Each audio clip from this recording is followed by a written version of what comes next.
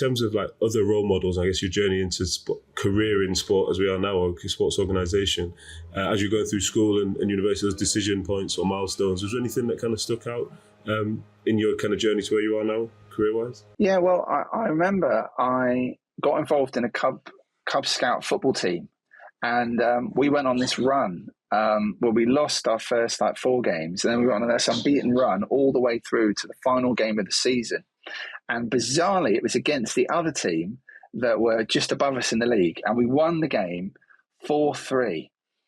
It was unbelievable. We, to win that game 4-3 and win the league, it was amazing.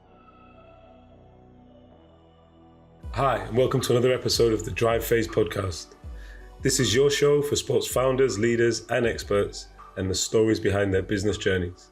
I'm James Moore, CEO of Coordinate Sport, and your host. Just want to say, fantastic conversation I just had with Joe Lowther of KICK. Great conversation around his growth and really the kind of leading through values and how he's taken the organisation from single digits of staff up to nearly 100 staff. Having already done that previously in education, in his previous role as a principal. So loads of gems in there around kind of leading with passion as well as leading with value, talking about how he recruits on values and on character. So anyone who's obviously in our sector looking at recruiting new staff, building your team so you actually be able to scale rather than be stifled by kind of your team members and your processes. It's a great listen. So yeah, as always, like and comment and let me know what you think. But most importantly, enjoy the show. Okay, so I'm delighted to be joined today by Joe Lowther, the CEO of KICK London, the organisation aiming to transform young people's lives with God's love through sport and support. Joe, really, really great to have you on the show today. Thank you so much, and excited to be here, and really looking forward to the podcast. Yeah, I appreciate it. I know we had to rearrange a few times, so good that we've got it finally in the books and we're together. No worries. How we all normally start the show off, obviously, for those people who don't know you, try and let our listeners have a bit of an insight, learn a little bit about you. We find that kind of going back to our childhood, how we grew up, or how sport impacted us as a kid, is a good place to start. Yeah. As a kid, or in terms of your upbringing, how did sport play a part in that as you were kind of growing up? Oh, great question. Well, some of my fondest memories were going to watch Richmond Rugby Club in the rugby. Richmond is the oldest rugby club in the world, and I'd sit there watching the rugby and then have an earpiece in with my dad listening to Man United on the football. So we'd be watching the rugby in person, chatting through the game, but also listening to football at the same time.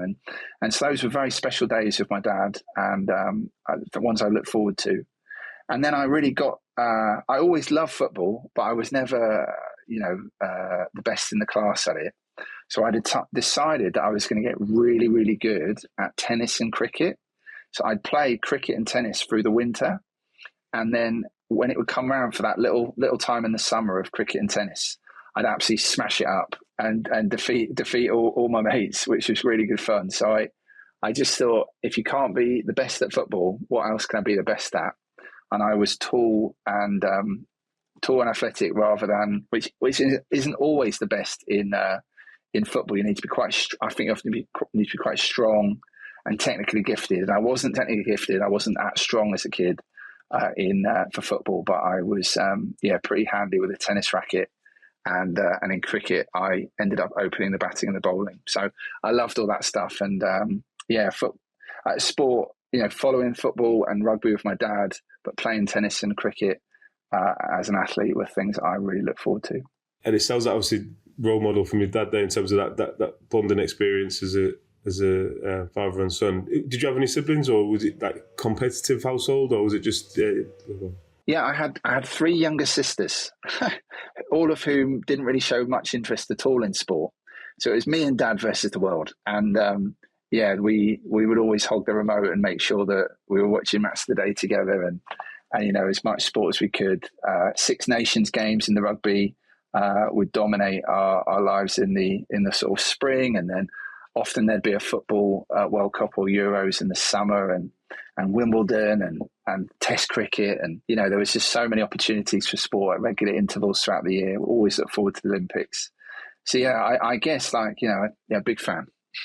Right with you. I've got three sisters as well, but I was going to mention like growing up where Wow. you kind of like Richmond area is super active, or a lot of opportunities to get out and be active as an individual, as a family as well, just even travelling or getting down to the common and all that stuff. Yeah, well, what was moving was my dad was a great person to follow sport, but he wasn't. He has a condition called muscular dystrophy, which means that his muscles would waste away, and he would really struggle to participate in sport. And so one of the things that happened was that, for example, he played tennis with me once a year. And I didn't know this when I was a kid, but then he'd be absolutely wrecked for about 4 weeks afterwards. It would take him 4 weeks to get over it. And so I'd always feel a little bit shortchanged that my dad wasn't playing football with me all the time and playing cricket, all these sports that other dads would. But he'd always follow them with me and guide me through and give me tips and all those kind of things. And I played for football teams, and I didn't play rugby, but we watched it together. But at points I thought, I've missed out here. But actually, what really moved me when I realised that when he played tennis with me this time, like once a year, and it always happened, just how it would break him physically, but he'd always make sure he did it. And so those moments I now look back on with great fondness, that he took time out to spend time with me. And it's something that I try and model with taking my boys swimming. I now swim socially and for exercise a lot. And again, I try and do that with my boys. I also take them to the rugby every so often. But it's been fun to do that. But growing up with three younger sisters, it's very different to having three sons, or at least it was in my experience, not in everyone's. But my boys, are much more physical and really want to be active in a number of different ways often. So it's quite fun. Yeah, I was going to say, I mean, that's pretty, when you think about it now, and you always have it as well with your kid, with your father, parents growing up, you think back to that time when you were with them, but it's pretty inspirational, I think, back in terms of what he was doing. You didn't know that was happening, and he was kind of putting it on the line there physically for you.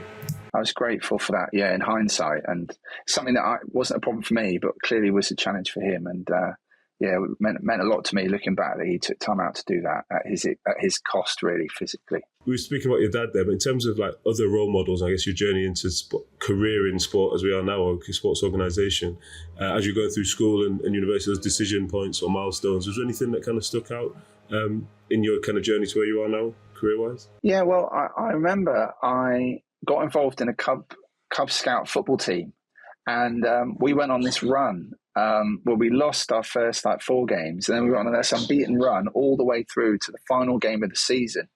And bizarrely, it was against the other team that were just above us in the league, and we won the game 4-3. It was unbelievable. We, to win that game 4-3 and win the league, it was amazing. But we then found out a week later that one of the parents of the opposing team had questioned the eligibility of one of our players, and apparently he was 2 months. He was 2 months too old. He'd obviously his age had changed just before that final game of the season, and so basically they forced a replay, and we were complaining about this. The problem was that he scored all 4 of our goals in our 4-3 win, and so we didn't have a leg to stand on. It wasn't like he was a bit part player. He did score 4 goals, but we felt aggrieved by that. And then when it came to the replay, unfortunately, we ended up losing that game 3-0. And loads of our players that were played in that game were away on holiday. So it was a real scratch team. And it was heartbreaking to lose that. But that taught me a lot about resilience and the cost of winning and losing, because we felt really aggrieved. I then went on to really get stuck into tennis. And I ended up winning a few sort of tournaments, and got cocky that actually I could do this, and did I need to train in the winter. And so I took 1 season off in the winter, and when I came back, I was never the same player, and some of my peers had progressed, and I felt really frustrated that I wasn't able to compete in the way I had been. And so I guess that sort of taught me a few lessons going into when I studied at university. And I studied film and television at university, and I determined to work hard and work really hard and not look back.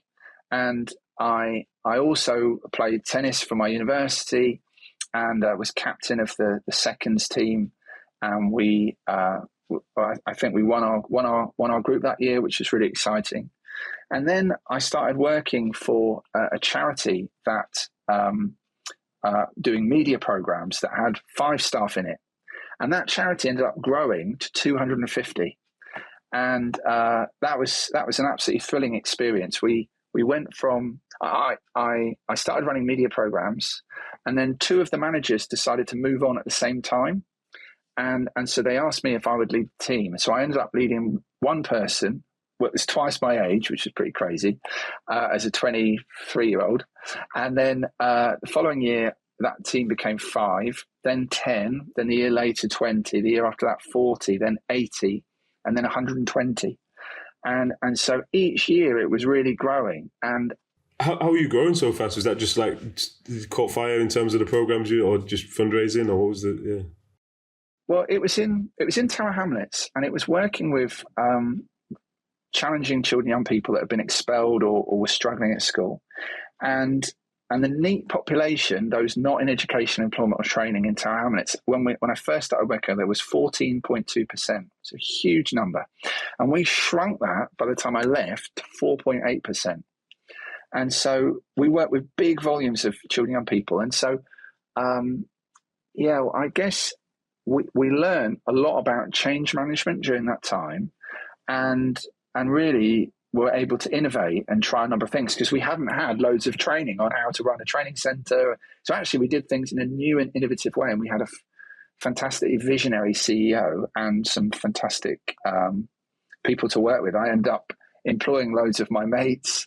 I'd be going through my Facebook account and just highlighting different people I wanted to come work with me, and a number of them did. And it was such an honour to have, to grow to have a department of, I think my department by the time I left, it was 120 staff. So that was a thriller. But we ended up founding a free school academy, and we had an Ofsted inspection around our apprenticeship work, our post-16 work in 2010, and got an outstanding at that. And then they came and wanted to do another Ofsted inspection of our pre-16 work with Key Stage 4, and we achieved outstanding in every area of the Common Inspection Framework again. So it was a thrilling experience. And I guess as we were talking about sport and winning and losing, I guess it hurts losing, doesn't it? And so working hard and giving your all was something that I tried to give myself to, and that was really burnished through my studies, but also I guess through winning and losing in sport. And that was something that I always tried to kind of bring that work ethic to press on and go hard, Over that such a short period, growing that quickly, and then being able to establish that Ofsted grade is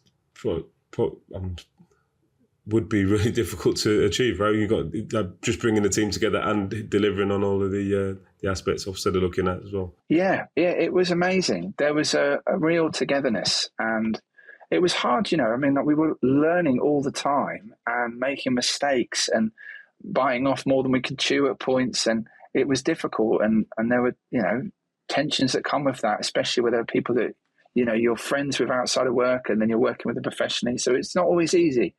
But I was really grateful to work with some fantastic people, and they made it much easier. And again, I look back on that and think, I wish I could have done different things differently. And I'm sure we all do, don't we, in our 20s? But it was a thrilling time. And I look back on it with pride around the difference we made to a number of children, young people in the community. By the time I left, we were working with 80 Key Stage 4 learners, 450 NEET post 16 to 18-year-olds. We'd work with 150 young 19 to 24-year-olds, and then we'd place 250 of them into apprenticeships, interestingly, in sport and fitness, as well as customer service and business, and often in Canary Wharf, where we were. And I was talking to somebody the other day. They met one of our former young people that they'd managed to, who basically had a criminal record for dealing drugs and things, and had been referred to us. And they got him a placement at an estate agent's, And hilariously, he then set up his own estate agency company, and he now drives a Bentley. And is a multimillionaire. And it's hilarious. We're still working for charities. It's hilarious. But what an amazing turnaround for that young person's life. And so that was very special from a social perspective. And I guess after that kind of success, you had an itch to scratch, or did KICK come calling, or was there a gap? You're just trying to get from there to where you are now. What was the It's a great question. Well, I had 2 children, and my wife, I was making this commute from Richmond to Tower Hamlets every day, which was 24 stops in the district line and a bus. I come from a Christian faith. That's my sort of background. So I was praying about what we should do next. And I felt like, in my experience, I kind of describe it in that way, that God was encouraging me to move on. And I didn't really want to leave. And so I thought, I've worked really hard to get here. Why do I need to move on now? But I felt that was the right thing to do. And so hilariously, KICK headhunted me, and I knew that was the right thing. But it wasn't before I'd made up my mind to resign. So I resigned in December, gave them 10 months to replace me because Ofsted were looming. They ended up coming in May, but not before I got a call from KICK saying that, would I be interested to come and work for them? And it was perfect. I mean, it was sport, it was education, and it had a kind of ethos, a Christian ethos that I really identified with. And so that was something that I just thought, man, I believe in the ethos. I've been trained in education, and I blooming love sport. And so I thought, what a fantastic combination, and something I could really get my head around. And so, I left an organization of 250 to come back to an organization of 7 and start all over again. But I was able to use some of those change management principles to see KICK grow and thrive. And also, not only the things I'd learned, but also the things I'd learned not to do. And so again, I've really tried to apply some of that learning in the way that we work here, and very grateful for that. And you touched on that, obviously the ethos of KICK, and it's probably good to maybe look at origin story and potentially the kind of goals. And obviously we'll get into the individual programming, but kind of you're leading and steering the ship right now. But before you, how did you get to that team of 7, and where were they when you joined? So KICK was founded by local people from a local church in Richmond, a church called Holy Trinity Richmond, and there was this sort of recent graduate guy called Tom Rutter, fantastic guy who had a heart for sports ministry. He wanted to use his skills to help in sports coaching, to help children, young people explore faith and a variety of different things, like come out of difficult situations with mentoring, etc. And so, and there was a church leader who was hemorrhaging children, young people to sport on a Sunday. Well, and he had 3 sons, and he thought, goodness, I'm going to potentially lose my kids to sport if I'm not careful. And so he decided, he came into church one day, he goes, guys, we need to come in half an hour early on a Sunday for the sake of our young people. So instead of 10:30, they came in at 10. They did Sunday morning Sunday school, and at 11:30, all the kids went out to a KICK Academy, which essentially was some coaching with an inspirational thought from the Bible, and then matches afterwards. And Tom Rutter, this coach, would run this. And then over time, it evolved to include sort of going into schools and delivering football coaching in schools. And then the head teachers would say things like, well, football isn't the only sport in the national curriculum. Could you do a few others? And so they just started to work out other sports. And so this, grew and progressed over time with lots of faithful people for about 10 or 12 years. And then they reached a kind of crossroads where the director at the time decided to move on and become a vicar. And the board met and prayed about shutting down the organisation. And as they were praying, my name came up. And so what was funny was this was on the way I would look at this. I mentioned to you, didn't I, that they headhunted me at Easter. Well, look, I sat down on Good Friday And I just heard about this organisation called KICK that did sport, mission and education. And I thought those three things sound great. But I thought it's Good Friday, the office will be closed, I won't contact them. So I sat down to watch a movie, and halfway through I got up to grab a drinks break, and I checked my emails, and KICK had emailed me saying, our director resigned yesterday. We met today to talk about closing down the organisation. As we were praying, your name came up. Would you ever consider leaving your job as head teacher to come work for us? And I said, well, I was about to email you. And yeah, I'd love to have a conversation because I'm committed to moving on next October. And so we went through a process. I was appointed CEO, and I left, with my head held high after the Ofsted inspection in the May was outstanding. And it was just, it was, I can only describe it from a faith-based perspective. It was kind of a little bit of a miracle, because I'd thought about contacting them, and then completely out of the blue, they contacted me within an hour and a half. So it was hilarious for me, Yeah, and I just felt, as I say, from a faith-based perspective, I can only be true to myself. I felt called to come. So when I turn up on day one, I had a hilarious first day. I turn up, no one is there to greet me. There is, like at the church where KICK was based. There's no red carpet or anything. No, exactly, no red carpet at all. I turn up, it's November. Eventually, an administrator from the church shows up. She goes, "What are you doing here?" And I say, "Oh, yeah, I'm here for my first day." She says, "Oh, well, come through." And she managed to find a key to the KICK office at the back. I go in there. There's no heating. There are boxes everywhere. There's no Wi-Fi. I sat down and I thought, I could have thought, what am I doing here? I should go back, But actually, I absolutely knew that was exactly where I was supposed to be. And so I could stand on that, even though, I thought, goodness me, what is going on here? And I also found out we had a deficit of 50 grand when I first joined. And I thought, wow, how are we going to solve that? I've got no experience of fundraising, and, I've been in education where that tends to, they kind of give different grants. But what was fascinating was I sat down and I wrote a fundraising strategy for the first time. And it asks you three things. It says, what is your problem? What is your solution? And what happens if you fail? And I thought, my problem is that children and young people experience a sense of hopelessness. My solution is to give them a hope for the future and a joy in the present. And then the question, what happens if you fail? And the hairs on my neck pricked up. And I just thought, that just can't be good enough for them to have a hopeless future. And so that really inspired us early on to really make a big difference for the sake of those kids. Yeah. Talking about that, going in the first day in the office and the boxes everywhere, and the team you said was 7 at the time. What was that? I guess what was the makeup of the team then versus now, like distance travelled of? And it'd be good then touching on kind of all the things you're doing at the moment, like programming and education. Yeah, no, not at all. So in a similar way, we've I come in, we've got a 50k deficit. There was no heating, by the way, for 3 months. So it was November, December, January. Got it back on just in time for spring. Yeah. Exactly, fantastic. It was funny, but and we got Wi-Fi eventually. But yeah, what was it like?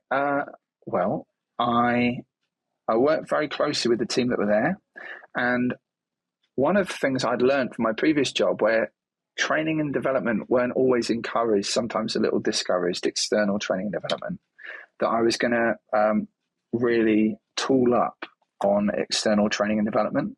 And so I went to Cass Business School, it's now called Bayes Business School, and I did an outstanding leadership program, which took you through the key tenets of an organization. It took you through vision, mission, values, ethos. And so I started, I kind of analyzed the organization for a month and then started writing a strategy, which I did 6 weeks later. And I did that in a way where I consulted with the team. I said to them, we don't have any values, but I know there are things we value. And so we ran this exercise with 6 or 7 of us in this tiny room, where we tried to get to the bottom of what it meant to be KICK? What does that mean? What is the KICK family? These guys would talk about these things, but they couldn't articulate exactly what they meant. And so we did this big exercise and we landed our core values, which we call to this day our ACE2 values. That is to be aspiration on behalf of the young person, believing in their futures when they don't, right? Aspiration. Compassionate towards them, showing genuine care and love towards the children and young people. Thirdly, to be excellent in our service delivery, really brilliant in all we do. Fourthly, to be intentional in our relationships and with our children, young people, staff, and also external stakeholders. And then thirdly, to have integrity in our decision-making as the bedrock. And so aspiration, compassion, excellence, intention, and integrity were what we defined as our ACE2 values. And the way we then looked at that was we said, we should be able to cut open one of our coaches, look inside and see ACE2 written like Blackpool Rock in a stick of rock, all the way through our staff. And so that was something that we got really excited by. And so as we grew and added to the team, recruiting to values was really important to me. You can train competence in terms of skills, but you can't always train character.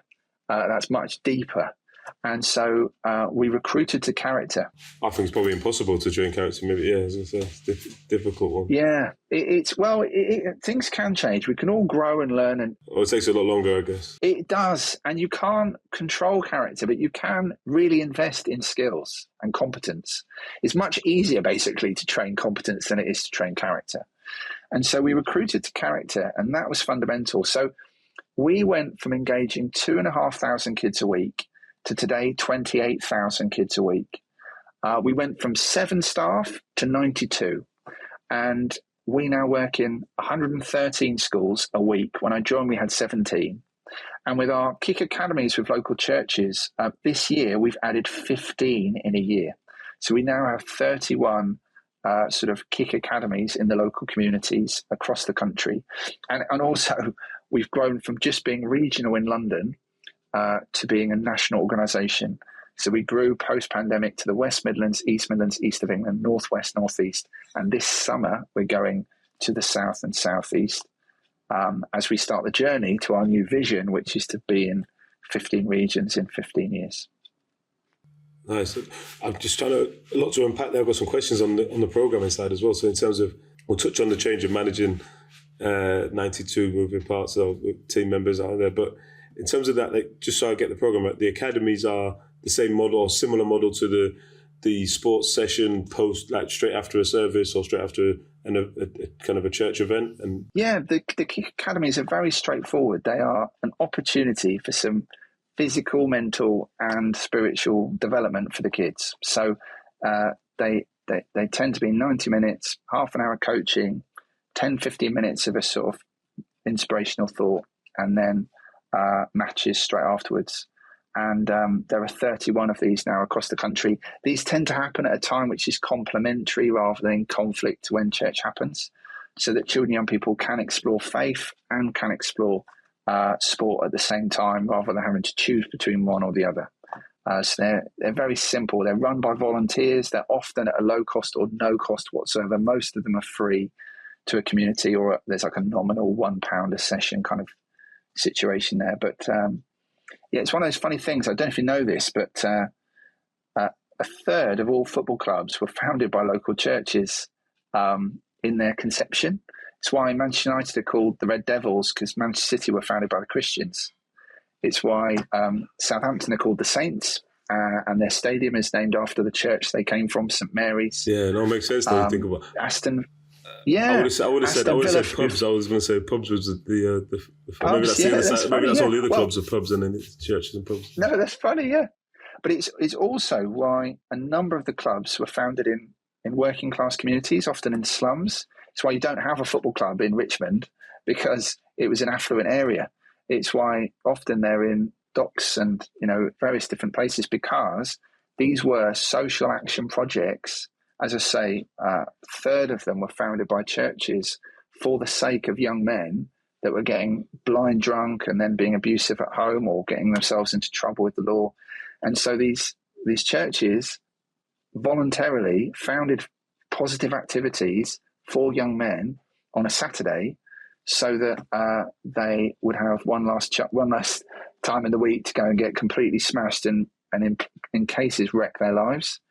And so it was a special. I think I look back on that, I feel really proud that people gave up their time and energy and effort and to do that. And Bolton, Tottenham, Everton, Aston Villa. In fact, Aston Villa, who were founded by a local church, they founded the Football League themselves. And again, that was all led by churches bringing different community groups together for sort of the social and positive impact, as well as a spiritual one in their community. So yeah, things, as I say, that we're just building on that heritage of using sport for social and emotional and spiritual good. For sure. I mean, the stuff you're doing with schools as well. So in terms of that programming, is that, and also when we're talking about, hopefully there's plenty of people either at least linked to a school, if not working at a school, maybe listening now. So in terms of those partnerships and how you grow, and how that's what's going to be my next question in terms of that 15 regions, 15 years, like what's the kind of roadmap to that? The work you're doing in schools, is that curriculum delivery, after school program? Yeah, absolutely. Yeah. So we go into schools and we deliver physical education, 25 different sports. It's all actually based around our ACE2 values to this day. So we talk about aspirational choice as we deliver physical education in schools. So we give our schools 40 different sports or dance disciplines that they can select from. I don't know if you're too old enough to hear. Do you remember Woolworths? Oh yeah, for sure, of course. Yeah, we love pick and mix, right? So at KICK, we do a really wide range of different sports or dance disciplines, and something that we're very proud of is we deliver the kind of 9 classic sports of football, cricket, rugby, tennis, hockey, gymnastics, athletics. But then we also added Paralympic provision as a way of developing diversity, korfball as a way of developing inclusivity, table tennis and handball, great club-based sports, swimming, where schools have their own pool, we can provide qualified swim instructors, boxing, a brilliant sport around pad-based work and discipline, flag football, the fastest growing sport in the UK. We've got tri-golf. If schools don't have their own golf course, we can still do golf with them. Or skip to the beat, we co-created as a brand new sport. And then we recently added volleyball, badminton, futsal, rounders, dodgeball and wall balls to our portfolio. So we've wanted to provide, if you like, aspirational choice around sport. But not only that, dance disciplines too. Street dance, break dance, locking, popping, stepping, house, otherwise known as hip hop, musical theatre, cheerleading, creative improvisation. And then new for this year, Brazilian carnival, Bollywood bounce, Pilates, Afrobeats and Zumba. So again, a part of our heartbeat was that first A of ACE2 is aspiration. And then the C is compassion. So we talk about providing solutions-focused mentoring to some of the more challenging pupils in the school, and that builds on cognitive behavioural therapy principles. And this service has trebled in size since the lockdowns. The E of ACE2 is that we believe in excellent education. We believe in sport for all, not just the most gifted, talented or affluent that can afford it. The first I of ACE2 is that we believe in intentional relationships. And so we actually apply a values-driven approach to every lesson that we coach in schools, so that there is that life skill, not just physical skill. And then the fifth aspect is integral interactions. And so as an extension of our work, 40% of our work is in community schools, but 50% of our work is in Church of England and 10% of our work is in Roman Catholic schools. So we are also able to provide schools-based chaplaincy that follows the 7 nationally recognised dimensions of schools-based chaplaincy. So again, from our perspective, we're proud of providing a service which is for all children and young people. We exist for any and every child or young person, regardless of their own beliefs or backgrounds. But we're inspired and motivated to make a transformational difference in their lives because of our kind of Christian principles. And that's something that we believe that every child and young person is a gift and has innate value. And we want to make a difference and are inspired to do that, whatever the background of the child or young person that we work with. And we're very pleased and proud to do that. Yeah, I think I've read or saw, maybe you'd say it before, about in terms of how you put, I just like the way you put it, that you're a faith-based organisation, but not faith-biased. I think maybe that's what the word exactly in. Yeah, right. so you kind of, especially in the areas you're working in, right? You need to be, yeah. Exactly. Look, 95% of kids in the UK don't go to church. So it would be ridiculous, quite ridiculous for us to only work with Christian kids. How silly. We want to serve every child and young person, regardless of their beliefs or backgrounds. And yeah, we have that faith basis. We were founded by local people from a local church. That is our heritage. Our history is an organisation that's 20 years old. But we use that as an inspiration, not to be faith biased. And so we are really proud to work with, kids from all kinds of different faiths as well as none, to serve them. And if anything, the example that Jesus sets is that he loved young people and was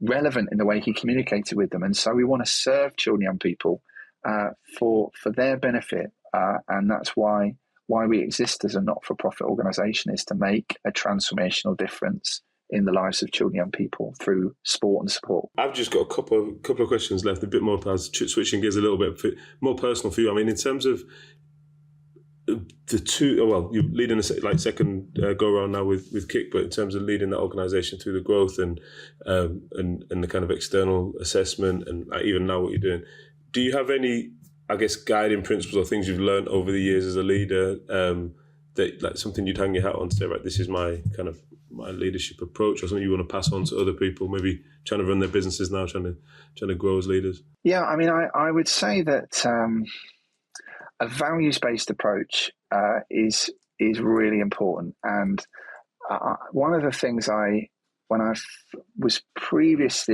was learning my leadership journey, often during the early 20s, that sometimes can start. And I think I tried to be the leader, that other people were, or the leader I thought, I'm not like this, I should be like this kind of thing. And one of the frameworks I found incredibly helpful was a model called authentic leadership. And I ended up, so I did that outstanding leadership program when I first joined KICK, but I went on to do a master's in change management, essentially at Bayes Business School. And they introduced this different model called authentic leadership. And essentially it's about being yourself. And I think that is so crucial. And if integrity is a core tenet of our values, but also of trust in leadership, you've got to be yourself. And so authentic leadership looks at purpose that drives passion, values that impacts behavior, relationships that builds connectedness, self-discipline that enables consistency, and a heart that serves with compassion. And the authentic leadership model was something that I found very, very important, and one that I try and review my progress on each year, because I want to be purposeful, values-driven, relational, disciplined, but communicate that I want to lead with a heartbeat. And it's not easy to get those things right, and I don't achieve it at all the time, but it's something that I try and work hard to do. I love that. While you're doing that, is there anything that you would kind of lean on as any habits, routines, things like that I'm sure you're going to lean on your faith and stuff, but in terms of like stuff you do every day to keep your energy up, keep you that working at the top performance? Yeah, I try to swim twice a week, and that's been very helpful. As I say, being a dad is amazing for just having huge distractions from the stresses of work, and that's really good. I know this sounds really silly and a bit, but I've started doing New Year's resolutions, and I know it sounds silly and, people think, oh, what's the point of that? But I genuinely found that to be really transformative. So I start my personal development plan on January 1st, and then I review that in the summer ahead of a final review in December ahead of the next year. And I base that around five core tenets: how to be a better husband, a better dad, a better CEO, in my personal walk, a better Christian, and finally how to take greater care of my physicality and my body. And those sort of, as I say, this just works well for me, those kind of 5 areas. But then I just have a number of actions I'm going to try and work towards. For example, I decided I was going to try and read a book a month and read 12 books in a year. I wasn't a big reader at all. And I managed to do that. And I thought, I'll go again. I'll try and read another 12. And I got into Audible and I ended up reading 50 books in a year. I just got totally into it. And that was an amazing educational piece of transformation for me. Well, that really helped my intellect and my approach to different things. That's been great. But again, doing Pilates or stretching before bed or different things physically, making sure we're, taking good care of ourselves. Drinking more water is one that I've wanted to do this year. And then personally, journaling is another one that I found really important to process my thoughts. And again, different people from different backgrounds will journal in different ways, but I kind of journal like a prayer journal. So I just capture my thoughts for the day and what I've reflected on and how that relates to my kind of relationship with God. And that's been really helpful for me. But yeah, various different ones and always learning. I probably get to the halfway stage and I've done 50% of what I plan to do. But what's good about that is it gives me another chance to go again for the final 6 months of the year to try and see if I can up that 50% to 80% or whatever. But that's been a healthy flow for me. But yeah, you must definitely be in the top. You're going to be in the top 5 or 1% of people completing their New Year's resolutions, right? Or actually seeing it through to 12. I think it's like January the 15th, something they all go by, don't they? That's what I think some do. Exactly.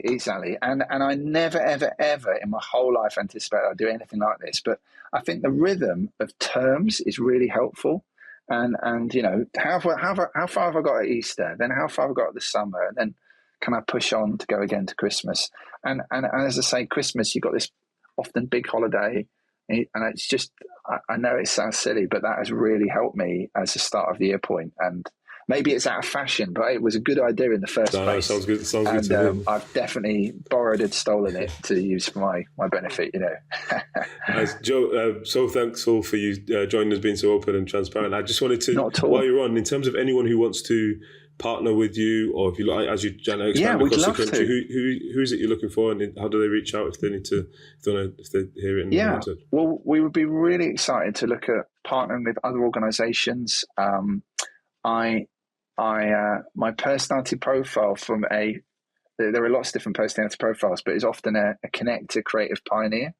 And that means I generate lots of ideas, so I can always come up with new ideas of how to collaborate with others. I absolutely love connecting with people, and so if it's a school or a community group or a church or a partner organisation, we'd love to speak to you about ways we might collaborate together. Right. And equally, we've employed 34 new members of staff this academic year, and so we're recruiting again through this coming year, through this summer and into the academic year. For new coaches, mentors and chaplains, as well as leadership positions. We're hoping to recruit a new COO to the organisation for January. And so again, if any of those things interest you or you want to explore further, I'd be absolutely delighted to talk to you. And so as I say, just a few things there. Our website is simply www.kick.org.uk. And we were formerly KICK London, but when we went national, we're now just KICK because there's no geographical and I'll make sure we put put those links in the description so anyone who wants to click through to find them. So love everything That's you're doing, Joe. Kind, James. Thank you. It's been great to meet you and learn more. Thanks very much for asking. Yeah, it's been an honour to be a part of it. Thank you.